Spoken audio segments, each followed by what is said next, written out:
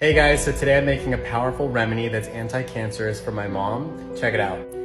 These soursop leaves are organic, but you still want to make sure, so I always like to rinse it thoroughly. Soursop leaves. Baking soda.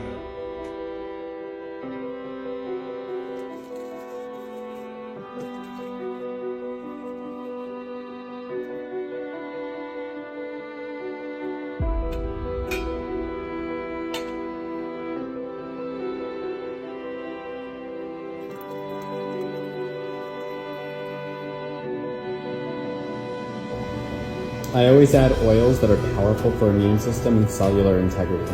Also, they kill the bad guys, which is awesome. There you go, a very powerful remedy for healing the body of all kinds of things, including cancer, boosting the immune system, helping with cellular integrity, and so much more. I'm gonna bring this to my mom in West Palm Beach, South Florida. She's at a holistic health retreat, and this is gonna help her tremendously. I love you guys. Have a beautiful day. Comment below, message me if you have any questions, and I'll talk to you soon. Bye.